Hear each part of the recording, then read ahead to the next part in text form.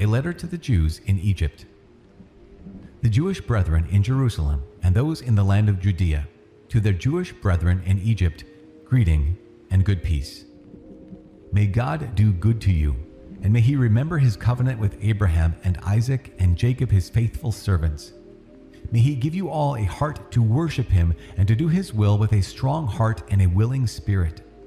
May he open your heart to his law and his commandments, and may he bring peace. May he hear your prayers and be reconciled to you, and may he not forsake you in time of evil. We are now praying for you here. In the reign of Demetrius, in the 169th year, we Jews wrote to you in the citadel distress which came upon us in those years after Jason and his company revolted from the Holy Land and the kingdom and burned the gate and shed innocent blood.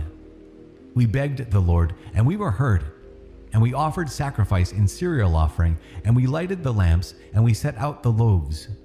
And now see that you keep the Feast of Booths in the month of Chislev, in the 188th year. A letter to Aristobulus. Those in Jerusalem, and those in Judea and the Senate and Judas, to Aristobulus, who is of the family of the anointed priests, teacher of Ptolemy the king, and to the Jews in Egypt, greeting and good health. Having been saved by God out of grave dangers, we thank him greatly for taking our side against the king. For he drove out those who fought against the holy city.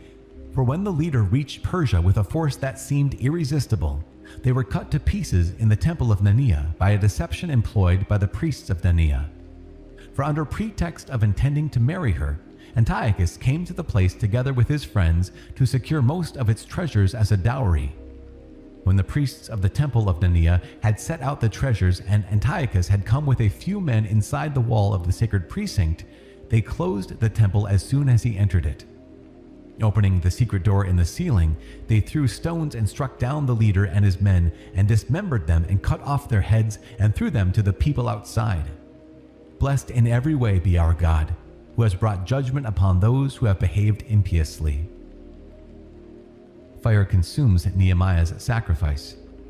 Since on the 25th day of Chislev we shall celebrate the purification of the temple, we thought it necessary to notify you, in order that you also may celebrate the Feast of Booths and the Feast of the Fire given when Nehemiah, who built the temple and the altar, offered sacrifices. For when our fathers were being led captive to Persia, the pious priests of that time took some of the fire of the altar and secretly hid it in the hollow of a dry cistern, where they took such precautions that the place was unknown to anyone. But after many years had passed, when it pleased God, Nehemiah, having been commissioned by the king of Persia, sent the descendants of the priests who had hidden the fire to get it. And when they reported to us that they had not found fire but thick liquid, he ordered them to dip it out and bring it. And when the materials for the sacrifices were presented, Nehemiah ordered the priests to sprinkle the liquid on the wood and what was laid upon it. When this was done, and some time had passed, and the sun, which had been clouded over, shone out, a great fire blazed up, so that all marveled. And while the sacrifice was being consumed, the priests offered prayer, the priests and everyone. Jonathan led, and the rest responded, as did Nehemiah. The prayer was to this effect: O Lord, Lord God, creator of all things, who are awe-inspiring and strong and just and merciful, who alone are king and are kind, who alone are bountiful, who alone are just and almighty and eternal, who rescue Israel from every evil, who chose the fathers and consecrated them. Accept this sacrifice on behalf of all your people Israel, and preserve your portion and make it holy. Gather together our scattered people. Set free those who are slaves among the Gentiles. Look upon those who are rejected and despised, and let the Gentiles know that you are our God. Afflict those who oppress and are insolent with pride. Plant your people in your holy place, as Moses said. Then the priests sang the hymns. And when the materials of the sacrifice were consumed, Nehemiah ordered that the liquid that was left should be poured upon large stones. When this was done, a flame blazed up, but when the light from the altar shone back, it went out. When this matter became known, and it was reported to the king of the Persians that, in the place where the exiled priests had hidden the fire, The liquid had appeared with which Nehemiah and his associates had burned the materials of the sacrifice. The king investigated the matter and enclosed the place and made it sacred. And with those persons whom the king favored, he exchanged many excellent gifts. Nehemiah and his associates called this Nephtar, which means purification, but by most people it is called Naphtha. Chapter 2. Jeremiah hides the tent, ark, and altar. One finds in the records that Jeremiah the prophet ordered those who were being deported to take some of the fire as has been told, and that the prophet, after giving them the law, instructed those who were being deported not to forget the commandments of the Lord, nor to be led astray in their thoughts upon seeing the gold and silver statues and their adornment. And with other similar words he exhorted them that the law should not depart from their hearts. It was also in the writing that the prophet, having received an oracle, ordered that the tent and the ark should follow with him, and that he went out to the mountain where Moses had gone up and had seen the inheritance of God. And Jeremiah came and found a cave, and he brought there the tent and the ark and the altar of incense, and he sealed up the entrance. Some of those who followed him came up to mark the way, but could not find it. When Jeremiah learned of it, he rebuked them and declared, "This place shall be unknown until God gathers his people together again and shows his mercy. And then the Lord will disclose these things, and the glory of the Lord and the cloud will appear, as they were shown in the case of Moses, and as Solomon asked, that the place should be specially consecrated." It was also made clear that, being possessed of wisdom, Solomon offered sacrifice for the dedication and completion of the temple. Just as Moses prayed to the Lord, and fire came down from heaven and devoured the sacrifices, so also Solomon prayed, and the fire came down and consumed the whole burnt offerings. And Moses said, "They were consumed because the sin offering had not been eaten." Likewise, Solomon also kept the 8 days. The same things are reported in the records and in the memoirs of Nehemiah, and also that he founded a library and collected the books about the kings and prophets, and the writings of David, and the letters of kings about votive offerings. In the same way, Judas also collected all the books that had been lost on account of the war which had come upon us, and they are in our possession. So if you have need of them, send people to get them for you. Since therefore we are about to celebrate the purification, we write to you. Will you therefore please keep the days? It is God who has saved all his people and has returned the inheritance to all, and the kingship and priesthood and consecration as he promised through the law. For we have hope in God that he will soon have mercy upon us and will gather us from everywhere under heaven into his holy place, for he has rescued us from great evils and has purified the place. The Compiler's Preface. The story of Judas Maccabeus and his brothers, and the purification of the great temple and the dedication of the altar, and further the wars against Antiochus Epiphanes and his son Eupator, and the appearances which came from heaven to those who strove zealously on behalf of Judaism, so that though few in number, they seized the whole land and pursued the barbarian hordes, and recovered the temple famous throughout the world, and freed the city, and restored the laws that were about to be abolished, while the Lord, with great kindness, became gracious to them. All this, which has been set forth by Jason of Cyrene in 5 volumes, we shall attempt to condense into a single book. For considering the flood of numbers involved, and the difficulty there is for those who wish to enter upon the narratives of history because of the mass of material, we have aimed to please those who wish to read, to make it easy for those who are inclined to memorize, and to profit all readers. For us, who have undertaken the toil of abbreviating, it is no light matter, but calls for sweat and loss of sleep, just as it is not easy for one who prepares a banquet and seeks the benefit of others. However, to secure the gratitude of many, we will gladly endure the uncomfortable toil, leaving the responsibility for exact details to the compiler while devoting our efforts to arriving at the outlines of the condensation. For as the master builder of a new house must be concerned with the whole construction, while the one who undertakes its painting and decoration has to consider only what is suitable for its adornment, such, in my judgment, is the case with us. It is the duty of the original historian to occupy the ground and to discuss matters from every side and to take trouble with details. But the one who recasts the narrative should be allowed to strive for brevity of expression and to forego exhaustive treatment. At this point, therefore, let us begin our narrative, adding only so much to what has already been said, for it is foolish to lengthen the preface while cutting short the history itself. Chapter 3. Arrival of Heliodorus in Jerusalem. While the holy city was inhabited in unbroken peace, and the laws were very well observed because of the piety of the high priest Onias and his hatred of wickedness, it came about that the kings themselves honored the place and glorified the temple with the finest presents, so that even Seleucus, the king of Asia, defrayed from his own revenues all the expenses connected with the service of the sacrifices. But a man named Simon, of the tribe of Benjamin, who had been made captain of the temple, had a disagreement with the high priest about the administration of the city market.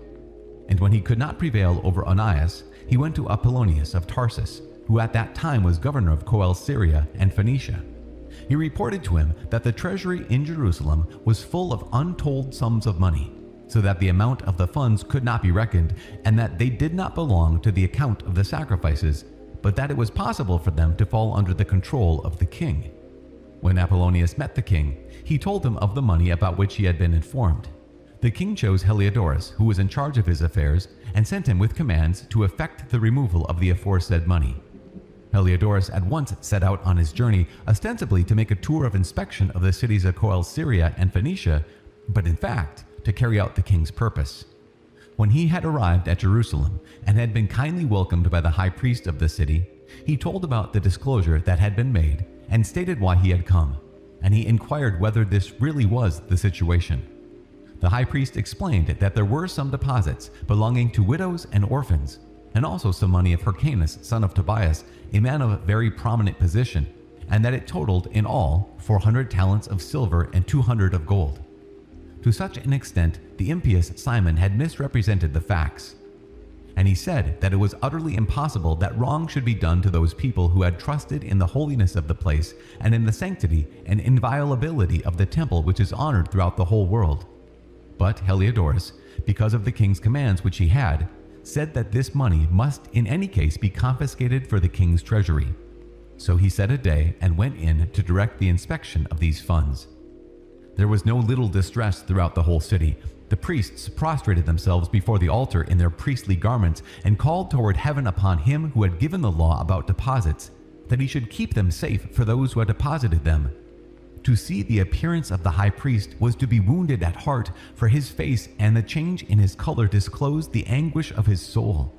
For terror and bodily trembling had come over the man, which plainly showed to those who looked at him the pain lodged in his heart. People also hurried out of their houses in crowds to make a general supplication, because the holy place was about to be brought into contempt. Women, clothed with sackcloth under their breasts, thronged the streets. Some of the maidens who were kept indoors ran together to the gates and some to the walls, while others peered out of the windows. And holding up their hands to heaven, they all made entreaty. There was something pitiable in the prostration of the whole populace and the anxiety of the high priest in his great anguish. The Lord protects his temple. While they were calling upon the Almighty Lord, that he would keep what had been entrusted safe and secure for those who had entrusted it, Heliodorus went on with what had been decided. But when he arrived at the treasury with his bodyguard, then and there, the sovereign of spirits and of all authority caused so great a manifestation that all who had been so bold as to accompany him were astounded by the power of God and became faint with terror. For there appeared to them a magnificently caparisoned horse with a rider of frightening mane, and it rushed furiously at Heliodorus and struck at him with its front hoofs. Its rider was seen to have armor and weapons of gold. 2 young men also appeared to him, remarkably strong, gloriously beautiful, and splendidly dressed, who stood on each side of him and scourged him continuously, inflicting many blows on him. When he suddenly fell to the ground and deep darkness came over him, his men took him up and put him on a stretcher and carried him away. This man, who had just entered the aforesaid treasury with a great retinue and all his bodyguard, but was now unable to help himself. and they recognized clearly the sovereign power of God. While he lay prostrate, speechless because of the divine intervention and deprived of any hope of recovery, they praised the Lord who had acted marvelously for his own place. And the temple, which a little while before was full of fear and disturbance, was filled with joy and gladness now that the Almighty Lord had appeared. Onias prays for Heliodorus. Quickly, some of Heliodorus' friends asked Onias to call upon the Most High and to grant life to one who was lying quite at his last breath. And the high priest, fearing that the king might get the notion that some foul play had been perpetrated by the Jews with regard to Heliodorus, offered sacrifice for the man's recovery. While the high priest was making the offering of atonement, the same young men appeared again to Heliodorus, dressed in the same clothing, and they stood and said, "Be very grateful to Onias the high priest, since for his sake the Lord has granted you your life. And see that you, who have been scourged by heaven, report to all men the majestic power of God." Having said this, they vanished. The conversion of Heliodorus. Then Heliodorus offered sacrifice to the Lord and made very great vows to the Savior of his life, and having bidden Onias farewell, he marched off with his forces to the king. And he bore testimony to all men of the deeds of the supreme God, which he had seen with his own eyes. When the king asked Heliodorus what sort of person would be suitable to send on another mission to Jerusalem, he replied, "If you have any enemy or plotter against your government, send him there, for you will get him back thoroughly scourged if he escapes at all. For there certainly is about the place some power of God. For he who has his dwelling in heaven watches over that place himself and brings it aid, and he strikes and destroys those who come to do it injury." This was the outcome of the episode of Heliodorus and the protection of the treasury. Chapter 4. Simon accuses Onias. The previously mentioned Simon, who had informed about the money against his own country, slandered Onias, saying that it was he who had incited Heliodorus and had been the real cause of the misfortune. He dared to designate as a plotter against the government the man who was the benefactor of the city, the protector of his fellow countrymen, and a zealot for the laws. When his hatred progressed to such a degree that even murders were committed by one of Simon's approved agents, Onias recognized that the rivalry was serious, and that Apollonius, the son of Menestheus, the governor of Quell, Syria, and Phoenicia, was intensifying the malice of Simon. So he betook himself to the king, not accusing his fellow citizens, but having in view the welfare, both public and private, of all the people. For he saw that without the king's attention, public affairs could not again reach a peaceful settlement, and that Simon would not stop his folly. Jason's reforms.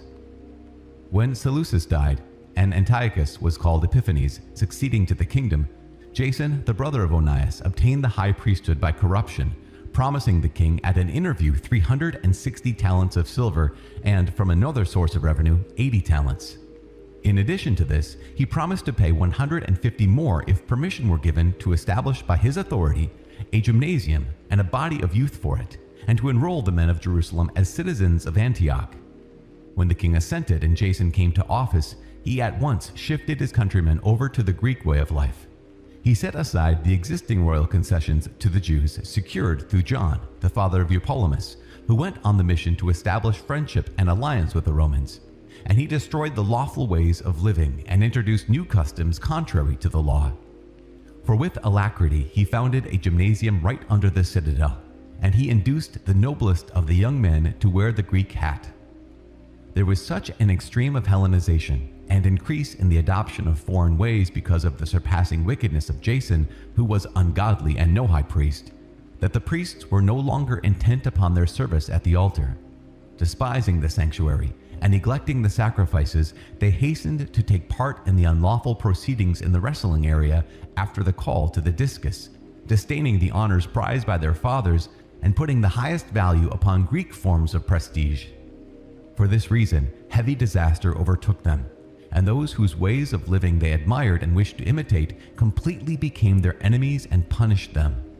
For it is no light thing to show irreverence to the divine laws, a fact which later events will make clear. Jason introduces Greek customs. When the quadrennial games were being held at Tyre and the king was present, the vile Jason sent envoys, chosen as being Antiochian citizens from Jerusalem, to carry 300 silver drachmas for the sacrifice to Hercules. Those who carried the money, however, thought best not to use it for sacrifice because that was inappropriate, but to expend it for another purpose. So this money was intended by the sender for the sacrifice to Hercules, but by the decision of its carriers, it was applied to the construction of triremes. When Apollonius the son of Menestheus was sent to Egypt for the coronation of Philometor as king, Antiochus learned that Philometor had become hostile to his government, and he took measure for his own security. Therefore, upon arriving at Joppa, he proceeded to Jerusalem. He was welcomed magnificently by Jason and the city, and ushered in with a blaze of torches and with shouts. Then he marched into Phoenicia. Menelaus becomes high priest. After a period of 3 years, Jason sent Menelaus, the brother of the previously mentioned Simon, to carry the money to the king and to complete the records of essential business. But he, when presented to the king, extolled him with an air of authority and secured the high priesthood for himself, outbidding Jason by 300 talents of silver. After receiving the king's orders, he returned, possessing no qualification for the high priesthood, but having the hot temper of a cruel tyrant and the rage of a savage wild beast. So Jason, who after supplanting his own brother was supplanted by another man, was driven as a fugitive into the land of Ammon. And Menelaus held the office, but he did not pay regularly any of the money promised to the king. When Sostratus, the captain of the citadel, kept requesting payment, for the collection of the revenue was his responsibility, the two of them were summoned by the king on account of this issue. Menelaus left his own brother Lysimachus as deputy in the high priesthood, while Sostratus left Crates, the commander of the Cyprian troops. The murder of Onias and the punishment of Andronicus. While such was the state of affairs, it happened that the people of Tarsus and of Malus revolted because their cities had been given as a present to Antiochus, the king's concubine. So the king went hastily to settle the trouble, leaving Andronicus, a man of high rank, to act as his deputy. But Menelaus, thinking he had obtained a suitable opportunity, stole some of the gold vessels of the temple and gave them to Andronicus. Other vessels, as it happened, he had sold to Tyre and the neighboring cities. When Onias became fully aware of these acts, he publicly exposed them, having first withdrawn to a place of sanctuary at Daphne near Antioch. Therefore Menelaus, taking Andronicus aside, urged him to kill Onias. Andronicus came to Onias, and resorting to treachery, offered him sworn pledges and gave him his right hand, and in spite of his suspicion, persuaded Onias to come out from the place of sanctuary. Then, with no regard for justice, he immediately put him out of the way. For this reason, not only Jews, but many also of other nations were grieved and displeased at the unjust murder of the man. When the king returned from the region of Cilicia, the Jews in the city appealed to him with regard to the unreasonable murder of Onias, and the Greeks shared their hatred of the crime. Therefore, Antiochus was grieved at heart and filled with pity, and wept because of the moderation and good conduct of the deceased. And inflamed with anger, he immediately stripped off the purple robe from Andronicus, tore off his garments, and led him about the whole city to that very place where he had committed the outrage against Onias. And there he dispatched the bloodthirsty fellow. The Lord thus repaid him with the punishment he deserved. Unpopularity of Lysimachus and Menelaus. When many acts of sacrilege had been committed in the city by Lysimachus with the connivance of Menelaus, and when report of them had spread abroad, the populace gathered against Lysimachus because many of the gold vessels had already been stolen. And since the crowds were becoming aroused and filled with anger, Lysimachus armed about 3,000 men and launched an unjust attack under the leadership of a certain Auranus, a man advanced in years and no less advanced in folly. But when the Jews became aware of Lysimachus's attack, some picked up stones, some blocks of wood, and others took handfuls of the ashes that were lying about and threw them in wild confusion at Lysimachus and his men. As a result, they wounded many of them and killed some, and put them all to flight. And the temple robber himself they killed close by the treasury. Charges were brought against Menelaus about this incident. When the king came to Tyre, 3 men sent by the Senate presented the case before him. But Menelaus, already as good as beaten, promised a substantial bribe to Ptolemy the son of Dorimenes to win over the king. Therefore Ptolemy, taking the king aside into a colonnade as if for refreshment, induced the king to change his mind. Menelaus, the cause of all the evil, he acquitted of the charges against him, while he sentenced to death those unfortunate men who would have been freed uncondemned if they had pleaded even before Scythians. And so, those who had spoken for the city and the villages and the holy vessels quickly suffered the unjust penalty. Therefore, even the Tyrians, showing their hatred of the crime, provided magnificently for their funeral. But Menelaus, because of the cupidity of those in power, remained in office, growing in wickedness, having become the chief plotter against his fellow citizens. Chapter 5. Jason tries to regain control. About this time, Antiochus made his second invasion of Egypt. And it happened that over all the city for almost 40 days there appeared golden-clad horsemen charging through the air in companies fully armed with lances and drawn swords. Troops of horsemen drawn up, attacks and counterattacks made on this side and on that, brandishing of shields, massing of spears, hurling of missiles, the flash of golden trappings, and armor of all sorts. Therefore, all men prayed that the apparition might prove to have been a good omen. When a false rumor arose that Antiochus was dead, Jason took no less than 1,000 men and suddenly made an assault upon the city. When the troops upon the wall had been forced back and at last the city was being taken, Menelaus took refuge in the citadel. But Jason kept relentlessly slaughtering his fellow citizens, not realizing that success at the cost of one's kindred is the greatest misfortune, but imagining that he was setting up trophies of victory over enemies and not over fellow countrymen. He did not gain control of the government, however, and in the end got only disgrace from his conspiracy and fled again into the country of the Ammonites. Finally, he met a miserable end. Accused before Aretas, the ruler of the Arabs, fleeing from city to city, pursued by all men, hated as a rebel against the laws, and abhorred as the executioner of his country and his fellow citizens, he was cast ashore in Egypt. And he who had driven many from their own country into exile died in exile, having embarked to go to the Lacedaemonians in hope of finding protection because of their kinship. He who had cast out many to lie unburied had no one to mourn for him. He had no funeral of any sort and no place in the tomb of his fathers.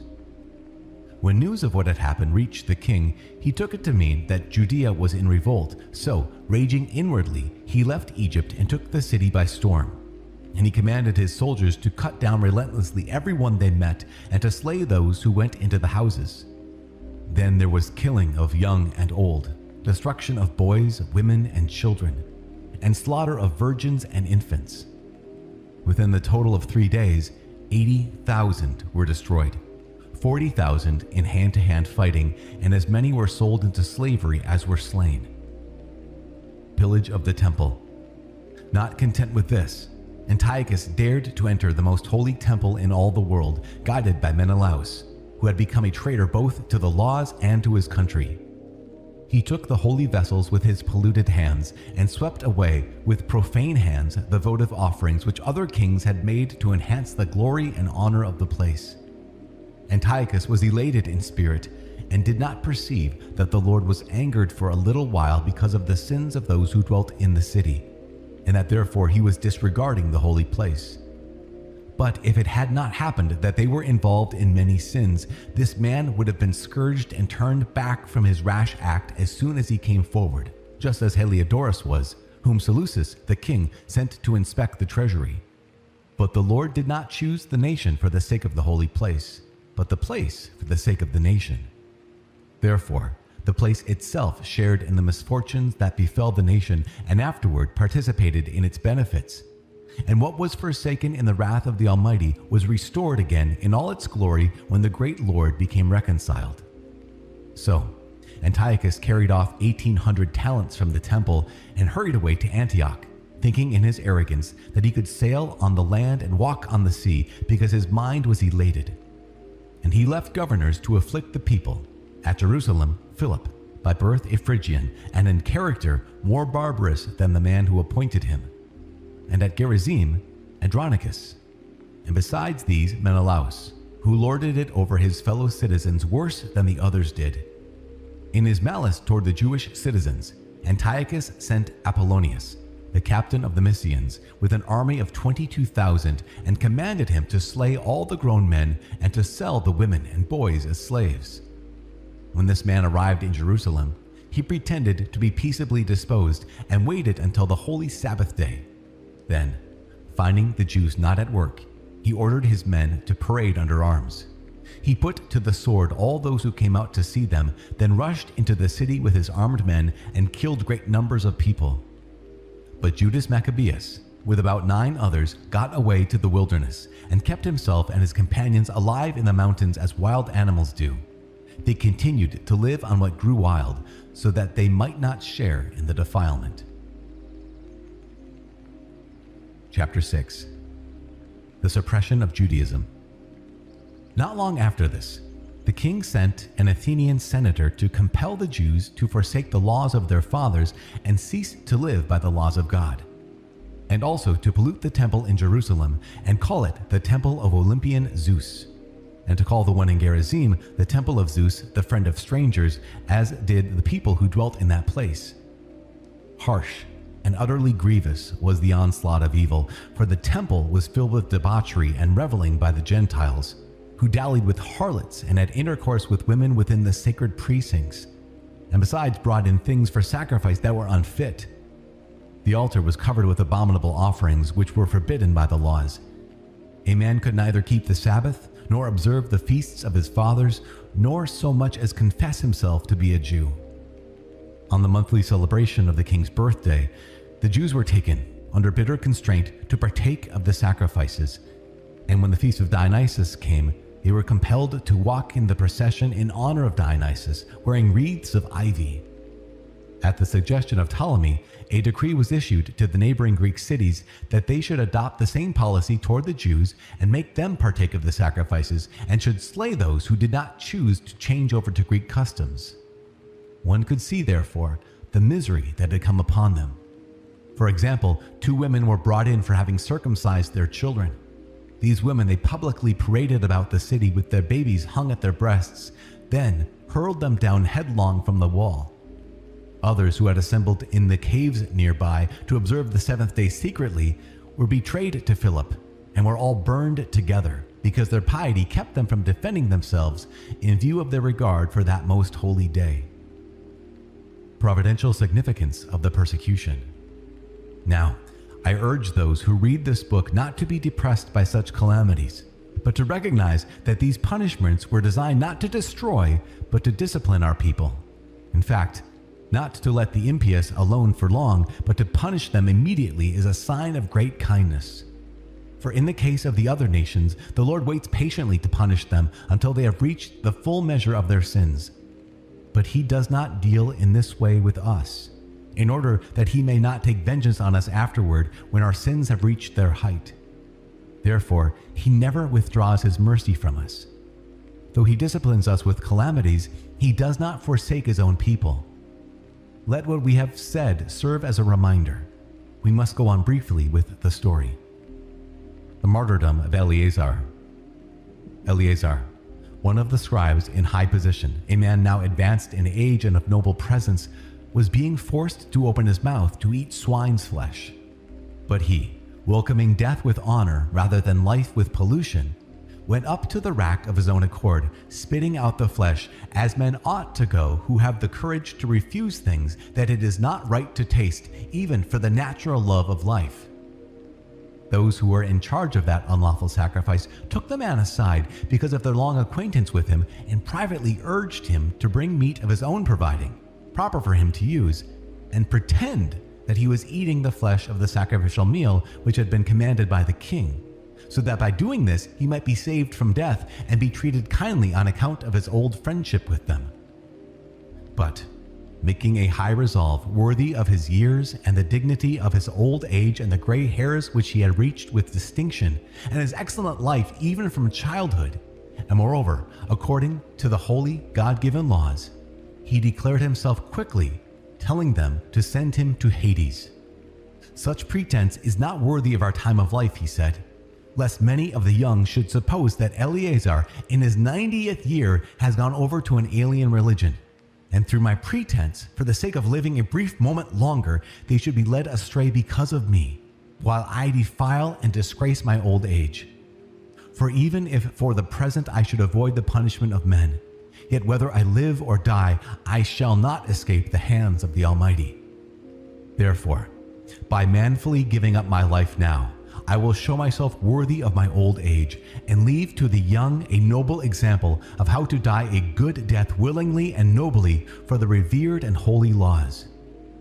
When he had said this, he went at once to the rack, and those who a little before had acted toward him with goodwill now changed to ill will, because the words he had uttered were in their opinion sheer madness.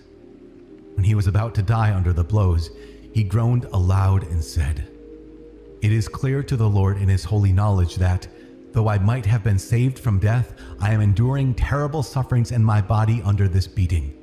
But in my soul I am glad to suffer these things because I fear him." So in this way he died, leaving in his death an example of nobility and a memorial of courage, not only to the young, but to the great body of his nation. Chapter 7. The martyrdom of the 7 brothers. It happened also that 7 brothers and their mother were arrested and were being compelled by the king under torture with whips and cords to partake of unlawful swine's flesh. One of them, acting as their spokesman, said, "What do you intend to ask and learn from us? For we are ready to die rather than transgress the laws of our fathers."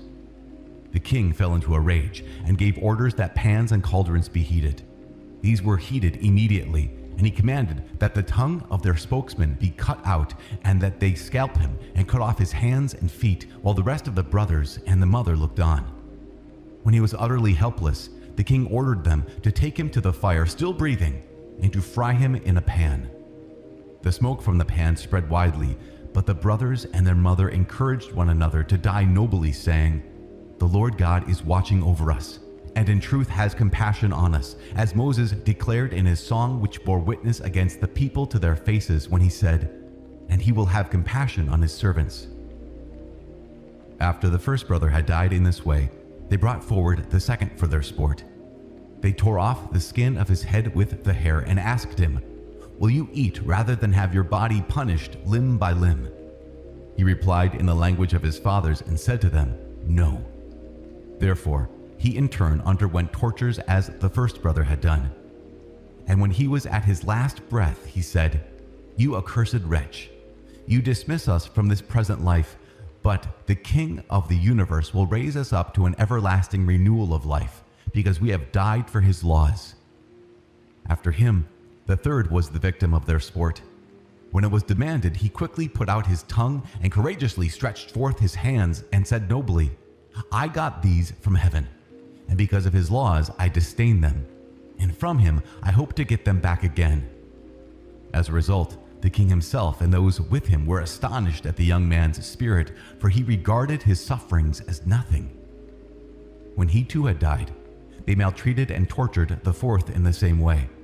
And when he was near death, he said, "One cannot but choose to die at the hands of men and to cherish the hope that God gives of being raised again by him. But for you, there will be no resurrection to life." Next, they brought forward the fifth and maltreated him. But he looked at the king and said, "Because you have authority among men, mortal though you are, you do what you please. But do not think that God has forsaken our people. Keep on and see how his mighty power will torture you and your descendants." After him, they brought forward the sixth. And when he was about to die, he said, "Do not deceive yourself in vain, for we are suffering these things on our own account because of our sins against our own God. Therefore astounding things have happened, but do not think that you will go unpunished for having tried to fight against God." The mother was especially admirable and worthy of honorable memory. Though she saw her 7 sons perish within a single day, she bore it with good courage because of her hope in the Lord. She encouraged each of them in the language of their fathers. Filled with a noble spirit, She fired her woman's reasoning with a man's courage and said to them, I do not know how you came into being in my womb. It was not I who gave you life and breath, nor I who set in order the elements within each of you.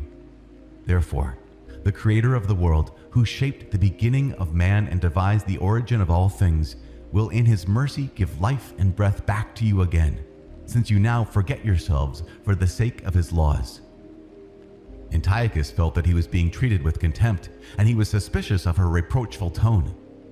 The youngest brother, being still alive, Antiochus not only appealed to him in words, but promised with oaths that he would make him rich and enviable if he would turn from the ways of his fathers, and that he would take him for his friend and entrust him with public affairs. Since the young man would not listen to him at all, the king called the mother to him and urged her to advise the youth to save himself. After much urging on his part, she undertook to persuade her son. But, leaning close to him, she spoke in their native tongue as follows, deriding the cruel tyrant. My son, have pity on me. I carried you 9 months in my womb and nursed you for 3 years, and have reared you and brought you up to this point in your life, and have taken care of you. I beg you, my child, to look at the heaven and the earth and see everything that is in them, and recognize that God did not make them out of things that existed. Thus also mankind comes into being.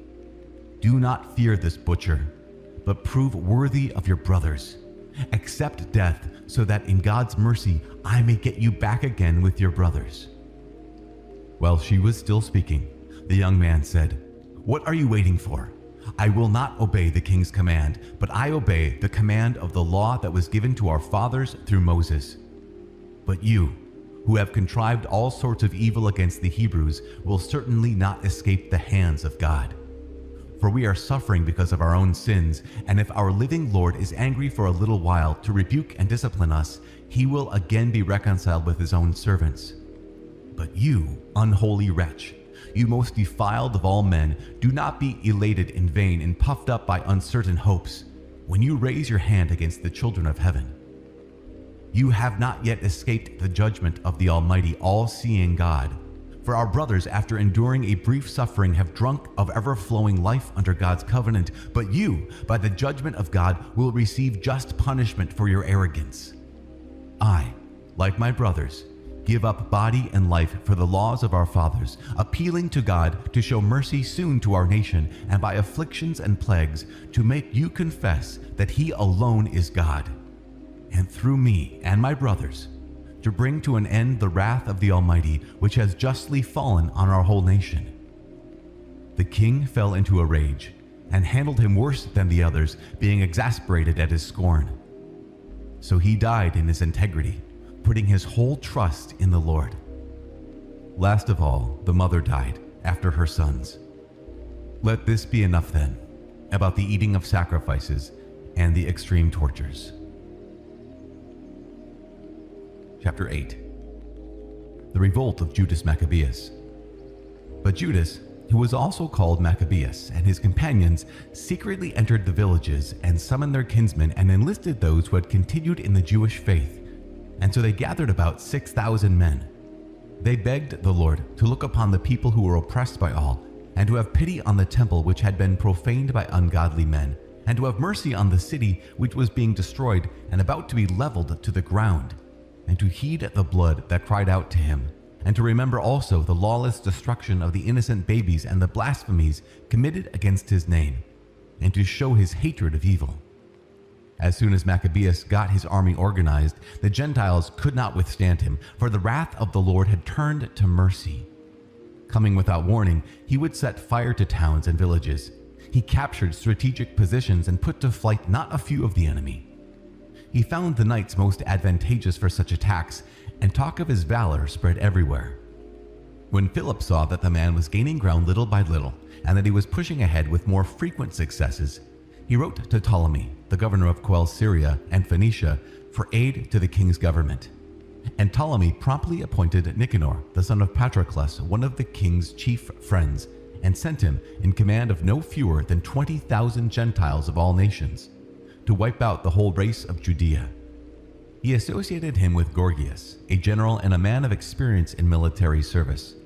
Nicanor determined to make up for the king the tribute due to the Romans, 2,000 talents, by selling the captured Jews into slavery. And he immediately sent to the cities on the seacoast, inviting them to buy Jewish slaves and promising to hand over 90 slaves for a talent, not expecting the judgment from the Almighty that was about to overtake him. Preparation for battle. Word came to Judas concerning Nicanor's invasion. And when he told his companions of the arrival of the army, those who were cowardly and distrustful of God's justice ran off and got away. Others sold all their remaining property and at the same time begged the Lord to rescue those who had been sold by the ungodly Nicanor before he ever met them, if not for their own sake, yet for the sake of the covenants made with their fathers, and because he had called them by his holy and glorious name. But Maccabeus gathered his men together to the number of 6,000 and exhorted them not to be frightened by the enemy and not to fear the great multitude of Gentiles who were wickedly coming against them, but to fight nobly, keeping before their eyes the lawless outrage which the Gentiles had committed against the holy place, and the torture of the derided city, and besides, the overthrow of their ancestral way of life. For they trust to arms and acts of daring, he said, but we trust in the Almighty God, who is able with a single nod to strike down those who are coming against us and even the whole world. Moreover, he told them of the times when help came to their ancestors, both the time of Sennacherib, when 185,000 perished, and the time of battle with the Galatians that took place in Babylonia, when 8,000 in all went into the affair with 4,000 Macedonians. And when the Macedonians were hard-pressed, the 8,000, by the help that came to them from heaven, destroyed 120,000 and took much booty. Judas defeats Nicanor. With these words, he filled them with good courage and made them ready to die for their laws and their country. Then he divided his army into 4 parts. He appointed his brothers also, Simon and Joseph and Jonathan, each to command a division, putting 1,500 men under each. Besides, he appointed Eleazar to read aloud from the holy book and gave the watchword, God's help. Then, leading the first division himself, he joined battle with Nicanor. With the Almighty as their ally, they slew more than 9,000 of the enemy and wounded and disabled most of Nicanor's army and forced them all to flee. They captured the money of those who had come to buy them as slaves. After pursuing them for some distance, they were obliged to return because the hour was late. For it was the day before the Sabbath, and for that reason they did not continue their pursuit. And when they had collected the arms of the enemy and stripped them of their spoils, they kept the Sabbath, giving great praise and thanks to the Lord who had preserved them for that day, and allotted it to them as the beginning of mercy. After the Sabbath, they gave some of the spoils to those who had been tortured and to the widows and orphans, and distributed the rest among themselves and their children. When they had done this, they made common supplication and begged the merciful Lord to be wholly reconciled with his servants. In encounters with the forces of Timothy and Bacchides, they killed more than 20,000 of them and got possession of some exceedingly high strongholds, and they divided very much plunder, giving to those who had been tortured and to the orphans and widows, and also to the aged shares equal to their own. Collecting the arms of the enemy, they stored them all carefully in strategic places and carried the rest of the spoils to Jerusalem. They killed the commander of Timothy's forces, a most unholy man, and one who had greatly troubled the Jews. While they were celebrating the victory in the city of their fathers, they burned those who had set fire to the sacred gates, Callisthenes and some others, who had fled into one little house, so these received the proper recompense for their impiety. The thrice accursed Nicanor, who had brought the 1,000 merchants to buy the Jews, having been humbled with the help of the Lord by opponents whom he regarded as of the least account, took off his splendid uniform and made his way alone like a runaway slave across the country till he reached Antioch, having succeeded chiefly in the destruction of his own army. Thus, he who had undertaken to secure tribute for the Romans by the capture of the people of Jerusalem proclaimed that the Jews had a defender, and that therefore the Jews were invulnerable, because they followed the laws ordained by him. Chapter 9. The last campaign of Antiochus Epiphanes. About that time, as it happened, Antiochus had retreated in disorder from the region of Persia, for he had entered the city called Persepolis and attempted to rob the temples and control the city. Therefore the people rushed to the rescue with arms, and Antiochus and his men were defeated, with the result that Antiochus was put to flight by the inhabitants and beat a shameful retreat. While he was in Ecbatana, news came to him of what happened to Nicanor and the forces of Timothy. Transported with rage, he conceived the idea of turning upon the Jews the injury done by those who had put him to flight. So he ordered his charioteer to drive without stopping until he completed the journey. But the judgment of heaven rode with him. For in his arrogance he said, "When I get there, I will make Jerusalem a cemetery of Jews." But the all-seeing Lord, the God of Israel, struck him an incurable and unseen blow. As soon as he ceased speaking, he was seized with a pain in his bowels for which there was no relief, and with sharp internal tortures, and that very justly, for he had tortured the bowels of others with many and strange inflictions. Yet he did not in any way stop his insolence, but was even more filled with arrogance, breathing fire in his rage against the Jews, and giving orders to hasten the journey. And so it came about that he fell out of his chariot as it was rushing along, and the fall was so hard as to torture every limb of his body. Thus, he who had just been thinking that he could command the waves of the sea in his superhuman arrogance, and imagining that he could weigh the high mountains in a balance, was brought down to earth and carried in a litter, making the power of God manifest to all. And so the ungodly man's body swarmed with worms, and while he was still living in anguish and pain, his flesh rotted away, and because of his stench, the whole army felt revulsion at his decay. Because of his intolerable stench, no one was able to carry the man who a little while before had thought that he could touch the stars of heaven. Then it was that, broken in spirit, he began to lose much of his arrogance and to come to his senses under the scourge of God, for he was tortured with pain every moment. And when he could not endure his own stench, he uttered these words, "It is right to be subject to God, and no mortal should think that he is equal to God." Antiochus makes a promise to God. Then the abominable fellow made a vow to the Lord, who would no longer have mercy on him, stating that the whole city, which he was hastening to level to the ground and to make a cemetery, he was now declaring to be free. And the Jews, whom he had not considered worth burying, but had planned to throw out with their children to the beasts for the birds to pick, he would make all of them equal to citizens of Athens. And the holy sanctuary, which he had formerly plundered, he would adorn with the finest offerings, and the holy vessels he would give back, all of them, many times over. And the expenses incurred for the sacrifices he would provide from his own revenues. And in addition to all this, he also would become a Jew and would visit every inhabited place to proclaim the power of God. But when his sufferings did not in any way abate, for the judgment of God had justly come upon him, he gave up all hope for himself and wrote to the Jews the following letter in the form of a supplication. This was its content: Antiochus's letter and death. To his worthy Jewish citizens, Antiochus, their king and general, sends hearty greetings and good wishes for their health and prosperity. If you and your children are well and your affairs are as you wish, I am glad, as my hope is in heaven. I remember with affection your esteem and goodwill. On my way back from the region of Persia, I suffered an annoying illness, and I have deemed it necessary to take thought for the general security of all. I do not despair of my condition, for I have good hope of recovering from my illness. But I observed that my father, on the occasions when he made expeditions into the upper country, appointed his successor, so that if anything unexpected happened or any unwelcome news came, the people throughout the realm would not be troubled, for they would know to whom the government was left. Moreover, I understand how the princes along the borders and the neighbors to my kingdom keep watching for opportunities and waiting to see what will happen. So I have appointed my son Antiochus to be king, whom I have often entrusted and commended to most of you when I hastened off to the upper provinces. And I have written to him what is written here. I therefore urge and beg you to remember the public and private services rendered to you, and to maintain your present goodwill, each of you, toward me and my son. For I am sure that he will follow my policy and will treat you with moderation and kindness.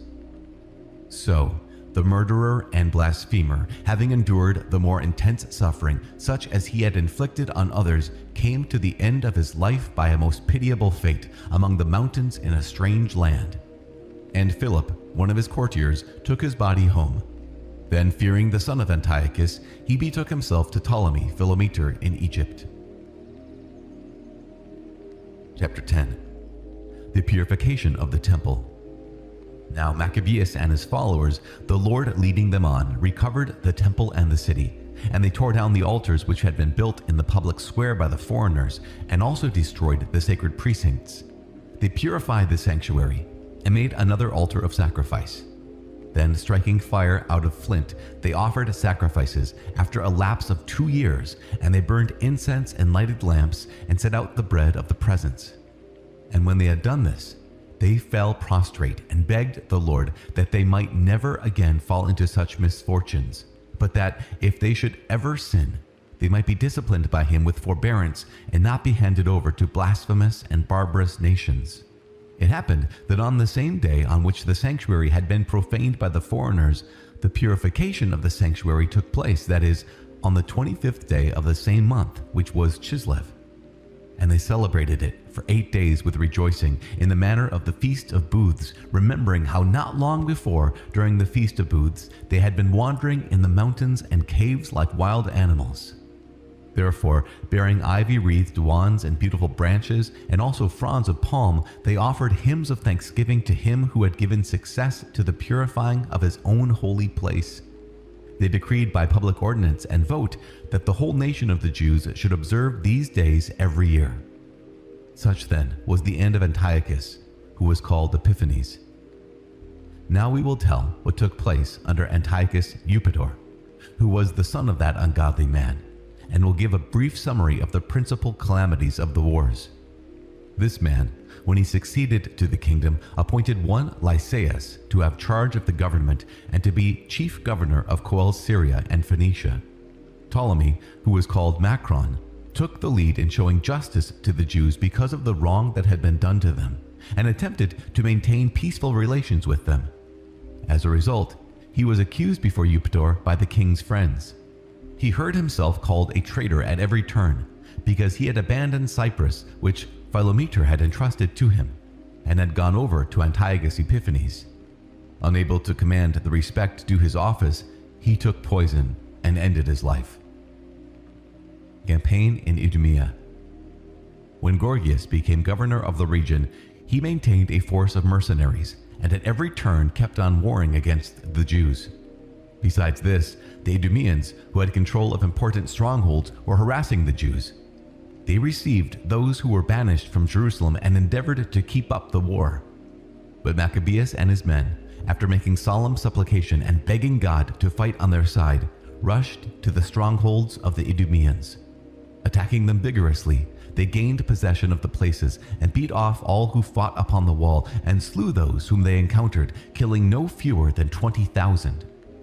When no less than 9,000 took refuge in 2 very strong towers well equipped to withstand a siege, Maccabeus left Simon and Joseph, and also Zacchaeus and his men, a force sufficient to besiege them, and he himself set off for places where he was more urgently needed. But the men with Simon, who were money-hungry, were bribed by some of those who were in the towers, and on receiving 70,000 drachmas let some of them slip away. When word of what had happened came to Maccabeus, he gathered the leaders of the people and accused these men of having sold their brethren for money by setting their enemies free to fight against them.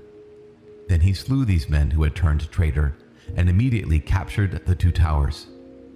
Having success at arms in everything he undertook, he destroyed more than 20,000 in the 2 strongholds. Judas defeats Timothy. Now Timothy, who had been defeated by the Jews before, gathered a tremendous force of mercenaries and collected the cavalry from Asia in no small number. He came on, intending to take Judea by storm.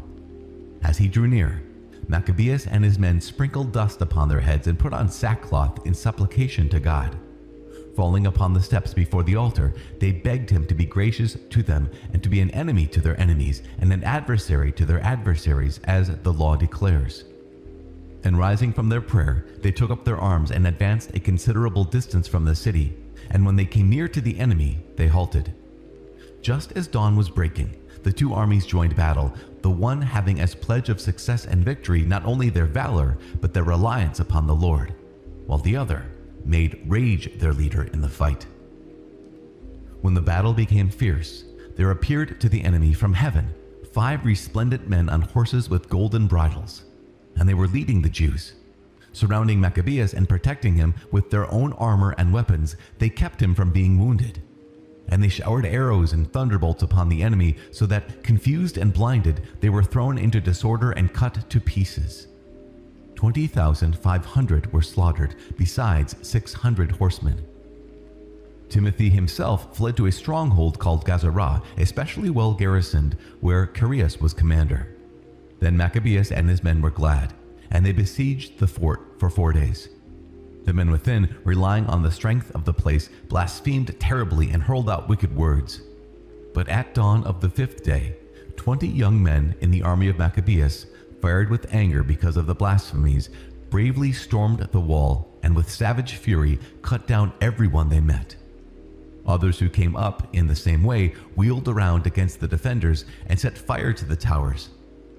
They kindled fires and burned the blasphemers alive. Others broke open the gates and let in the rest of the force, and they occupied the city. They killed Timothy, who was hidden in a cistern, and his brother Chaereas and Apollophanes. When they had accomplished these things, with hymns and thanksgiving, they blessed the Lord, who shows great kindness to Israel and gives them the victory. Chapter 11. Lysias besieges Bet-Zur.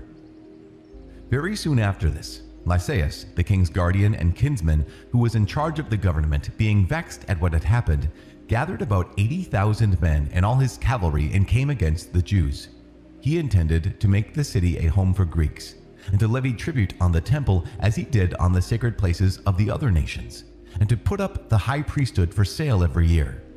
He took no account whatever of the power of God, but was elated with his 10,000s of infantry and his thousands of cavalry and his 80 elephants. Invading Judea, he approached Bet-Zur, which was a fortified place about 5 leagues from Jerusalem, and pressed it hard. When Maccabeus and his men got word that Lysias was besieging the strongholds, they and all the people, with lamentations and tears, begged the Lord to send a good angel to save Israel. Maccabeus himself was the first to take up arms, and he urged the others to risk their lives with him to aid their brethren. Then they eagerly rushed off together, and there, while they were still near Jerusalem, a horseman appeared at their head, clothed in white and brandishing weapons of gold. And they all together praised the merciful God, and were strengthened in heart, ready to assail not only men, but the wildest beasts or walls of iron. They advanced in battle order, having their heavenly ally, for the Lord had mercy on them.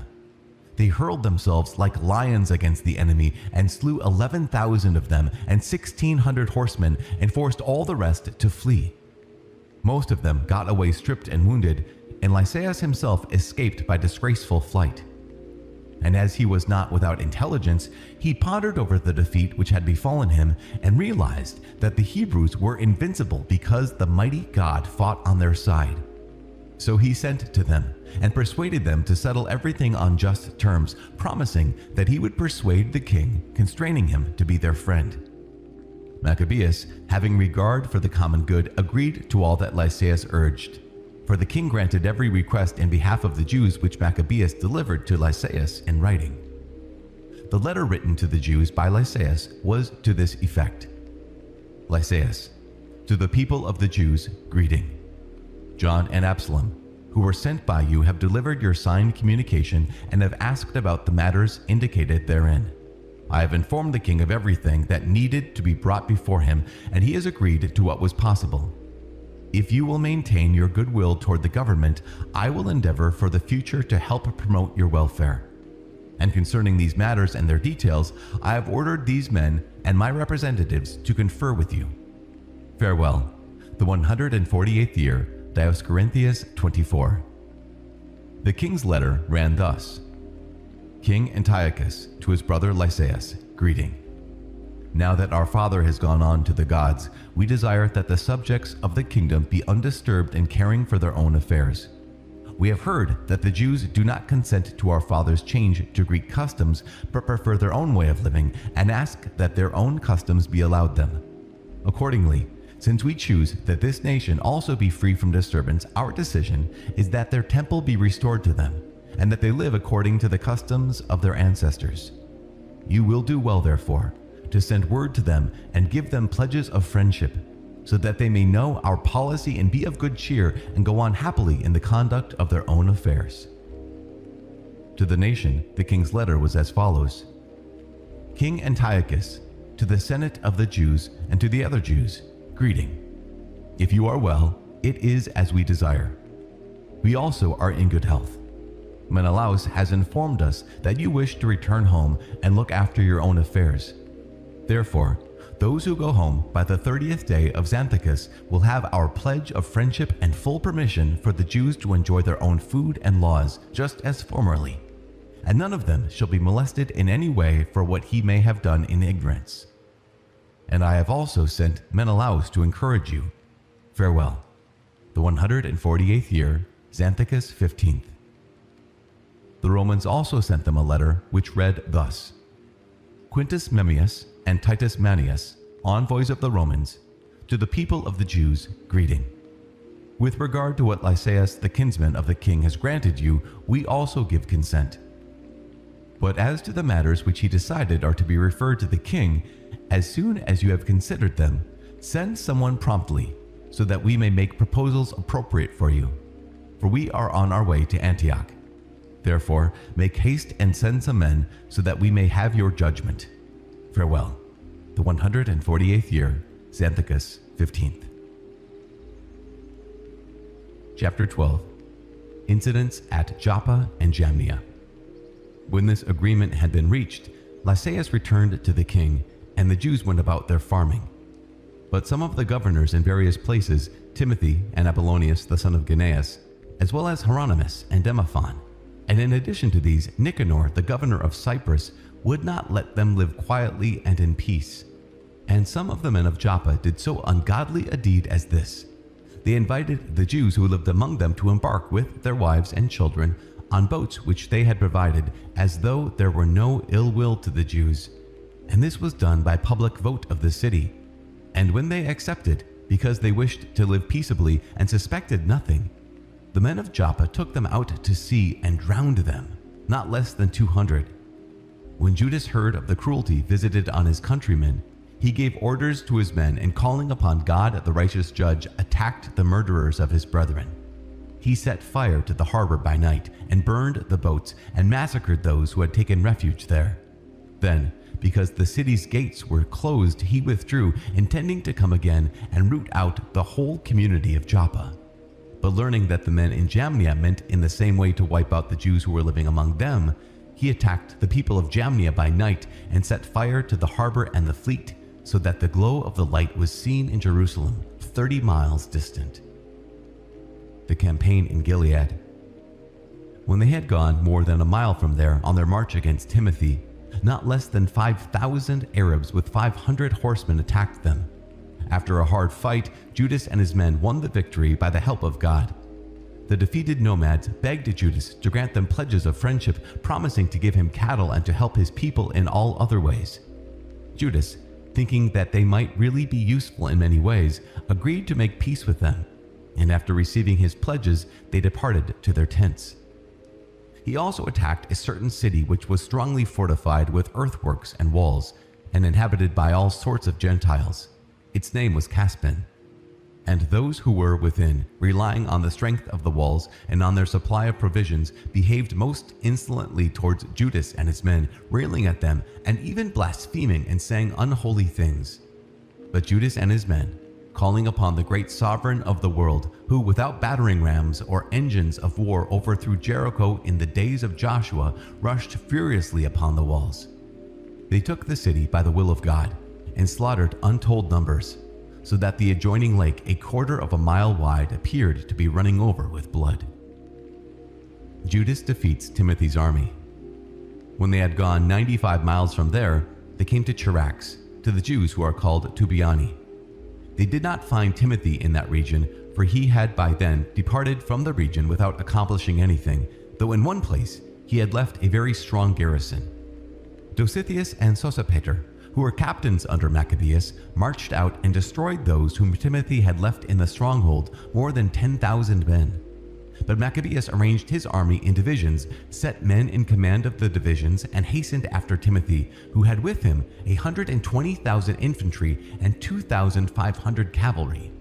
When Timothy learned of the approach of Judas, he sent off the women and the children, and also the baggage, to a place called Carnaim. For that place was hard to besiege and difficult to access because of the narrowness of all the approaches. But when Judas's first division appeared, terror and fear came over the enemy at the manifestation to them of him who sees all things. And they rushed off in flight and were swept on this way and that, so that often they were injured by their own men and pierced by the points of their swords. And Judas pressed the pursuit with the utmost vigor, putting the sinners to the sword, and destroyed as many as 30,000 men. Timothy himself fell into the hands of Dositheus and Sosipater and their men. With great guile he begged them to let him go in safety, because he held the parents of most of them and the brothers of some, and no consideration would be shown them. And when with many words he had confirmed his solemn promise to restore them unharmed, they let him go for the sake of saving their brethren. Judas wins other victories. Then Judas marched against Carnaim and the temple of Atargatis, and slaughtered 25,000 people. After the rout and destruction of these, he marched also against Ephron, a fortified city where Lysias dwelt with multitudes of people of all nationalities. Stalwart young men took their stand before the walls and made a vigorous defense, and great stores of war engines and missiles were there. But the Jews called upon the sovereign, who with power shatters the might of his enemies, and they got the city into their hands, and killed as many as 25,000 of those who were within it. Setting out from there, they hastened to Scythopolis, which is 75 miles from Jerusalem. But when the Jews who dwelt there bore witness to the good will which the people of Scythopolis had shown them, and their kind treatment of them in times of misfortune, they thanked them and exhorted them to be well disposed to their race in the future also. Then they went up to Jerusalem, as the Feast of Weeks was close at hand. Judas defeats Gorgias. After the feast called Pentecost, they hastened against Gorgias, the governor of Idumea. And he came out with 3,000 infantry and 400 cavalry. When they joined battle, it happened that a few of the Jews fell. But a certain Dositheus, one of Bacanor's men, who was on horseback and was a strong man, caught hold of Gorgias, and grasping his cloak, was dragging him off by main strength, wishing to take the accursed man alive, when one of the Thracian horsemen bore down upon him and cut off his arm. So Gorgias escaped and reached Marisa. As Esdras and his men had been fighting for a long time and were weary, Judas called upon the Lord to show himself their ally and leader in the battle. In the language of their fathers, he raised the battle cry with hymns. Then he charged against Gorgias's men when they were not expecting it, and put them to flight. Prayers for those killed in battle. Then Judas assembled his army and went to the city of Adullam. As the seventh day was coming on, they purified themselves according to the custom, and they kept the Sabbath there.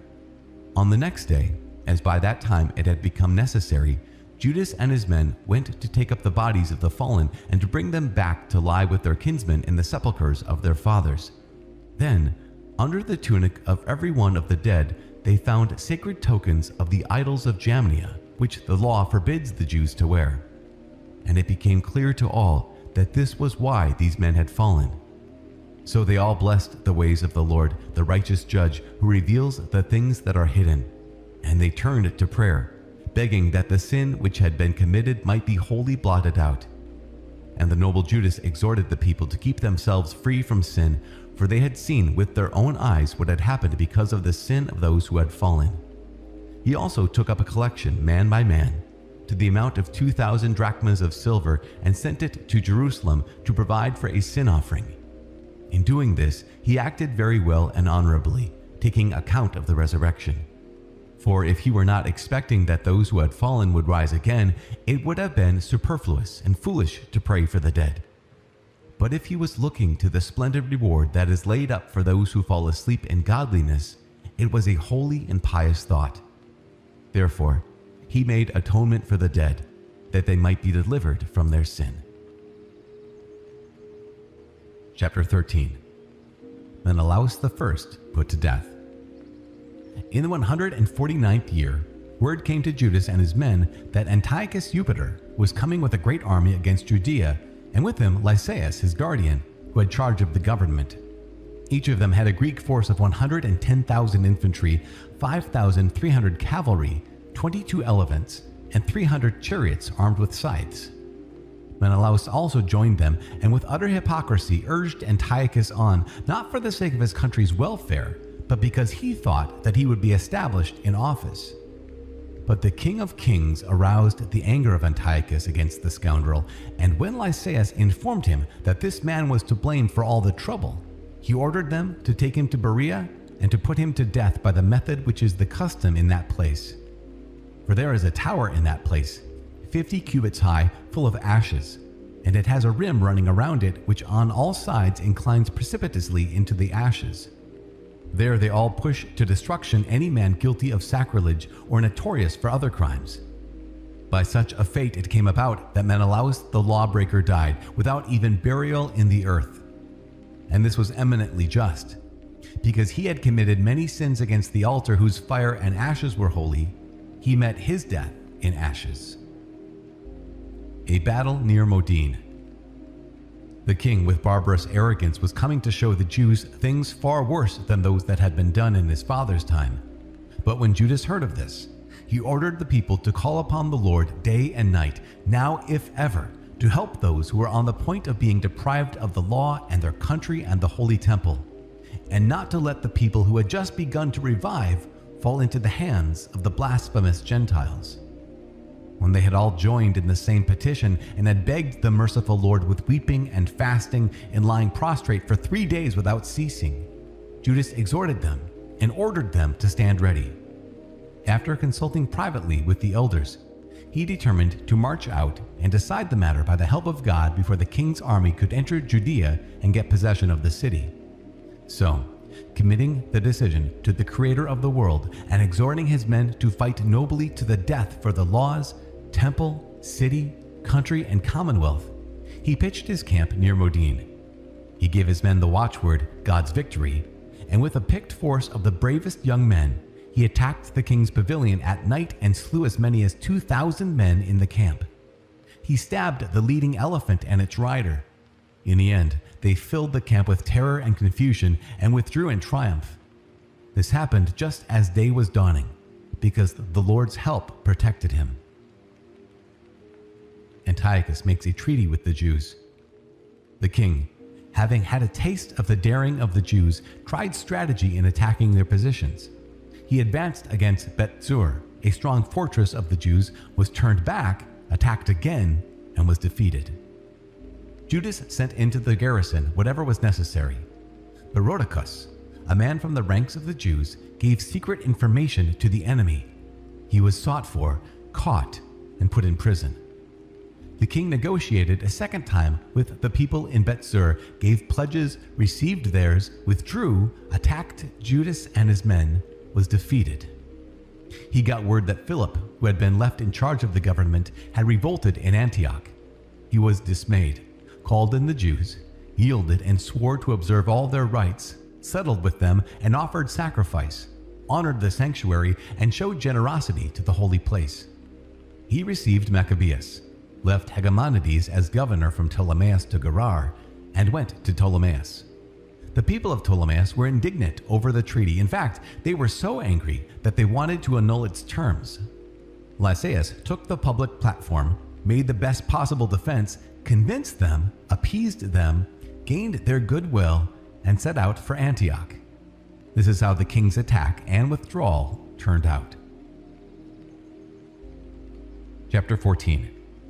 Alcimus speaks against Judas. 3 years later, word came to Judas and his men that Demetrius, the son of Seleucus, had sailed into the harbor of Tripolis with a strong army and a fleet, and had taken possession of the country, having made away with Antiochus and his guardian, Lysias. Now a certain Alcimus, who had formerly been high priest but had willfully defiled himself in the times of separation, realized that there was no way for him to be safe or to have access again to the holy altar, and went to King Demetrius in about the 151st year, presenting to him a crown of gold and a palm, and besides these, some of the customary olive branches from the temple. During that day, he kept quiet, but he found an opportunity that furthered his mad purpose when he was invited by Demetrius to a meeting of the council and was asked about the disposition and intentions of the Jews. He answered, "Those of the Jews who are called Hasidians, whose leader is Judas Maccabeus, are keeping up war and stirring up sedition, and will not let the kingdom attain tranquility. Therefore, I have laid aside my ancestral glory, the high priesthood, and have now come here, first because I am genuinely concerned for the interests of the king, and second, because I have regard also for my fellow citizens. For through the folly of those whom I have mentioned, our whole nation is now in no small misfortune. Since you are acquainted, O king, with the details of this matter, deign to take thought for our country and our hard-pressed nation with a gracious kindness which you show to all. For as long as Judas lives, it is impossible for the government to find peace." When he had said this, the rest of the king's friends who were hostile to Judas quickly inflamed Demetrius still more. And he immediately chose Nicanor, who had been in command of the elephants, appointed him governor of Judea, and sent him off with orders to kill Judas and scatter his men, and to set up Alchemus as high priest of the greatest temple. And the Gentiles throughout Judea, who had fled before Judas, flocked to join Nicanor, thinking that the misfortunes and calamities of the Jews would mean prosperity for themselves. Nicanor makes friends with Judas. When the Jews heard of Nicanor's coming and the gathering of the Gentiles, they sprinkled dust upon their heads and prayed to him who established his own people forever and always upholds his own heritage by manifesting himself.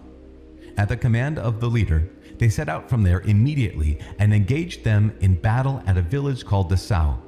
Simon, the brother of Judas, had encountered Nicanor, but had been temporarily checked because of the sudden consternation created by the enemy. Nevertheless, Nicanor, hearing of the valor of Judas and his men and their courage in battle for their country, shrank from deciding the issue by bloodshed. Therefore he sent Posidonius and Theodotus and Mattathias to give and receive pledges of friendship. When the terms had been fully considered, and the leader had informed the people, and it had appeared that they were of one mind, they agreed to the covenant. And the leaders set a day on which to meet by themselves. A chariot came forward from each army. Seats of honor were set in place. Judas posted armed men in readiness at key places to prevent sudden treachery on the part of the enemy. They held the proper conference.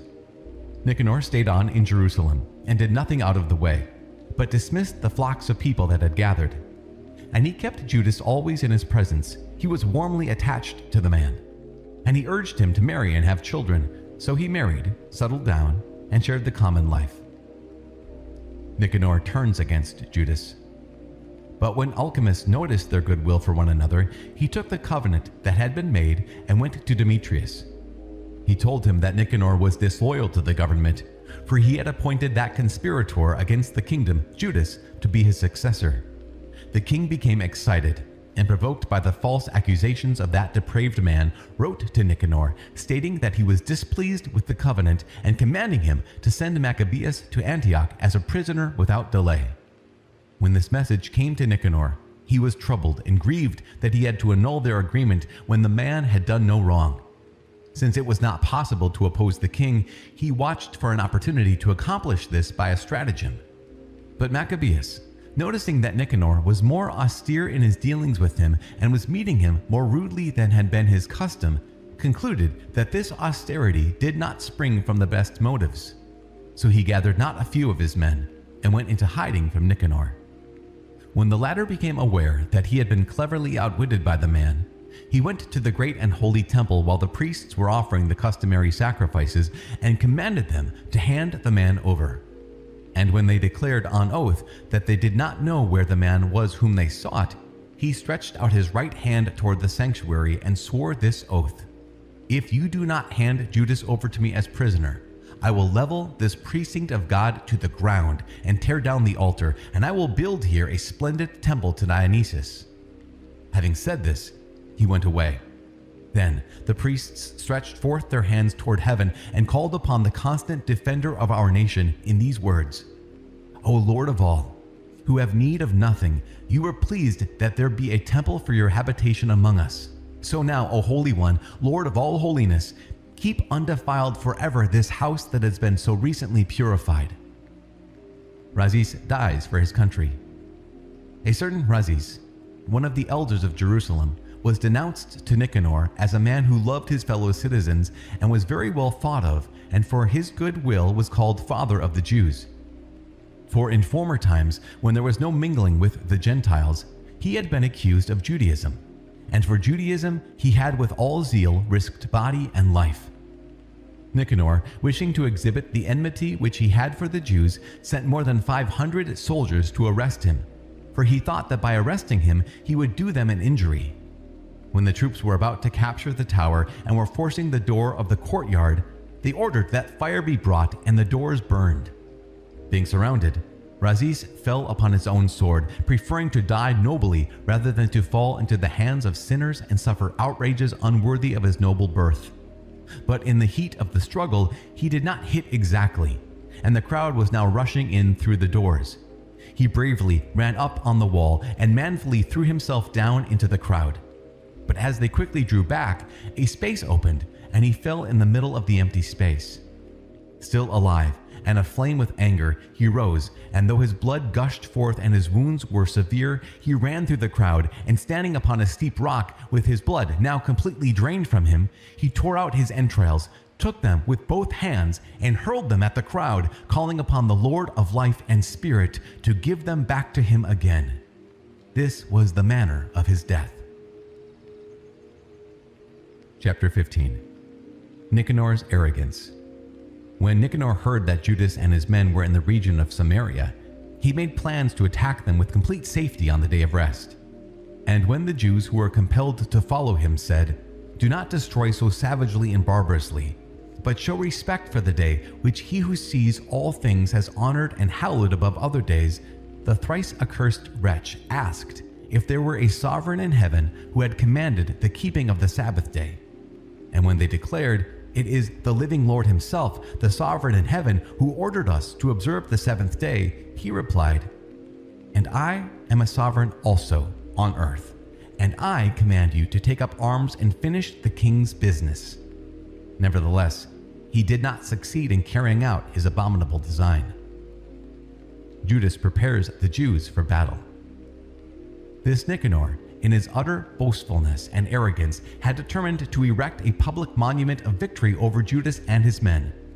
But Maccabeus did not cease to trust with all confidence that he would get help from the Lord, and he exhorted his men not to fear the attack of the Gentiles, but to keep in mind the former times when help had come to them from heaven, and now to look for the victory which the Almighty would give them.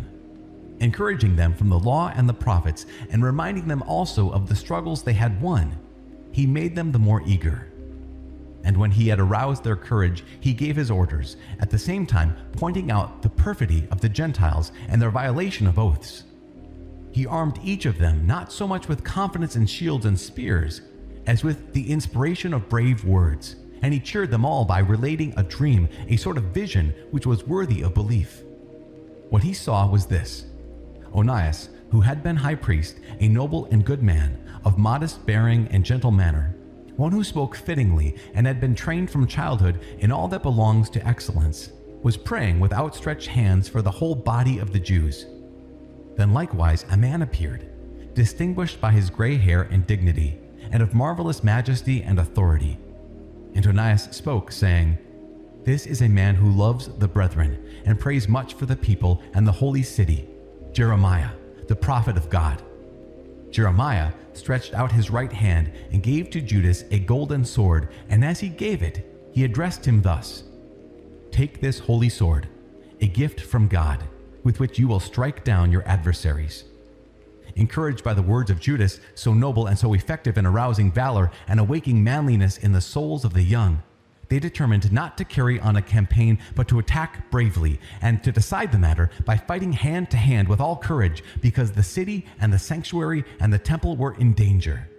Their concern for wives and children, and also for brethren and relatives, lay upon them less heavily.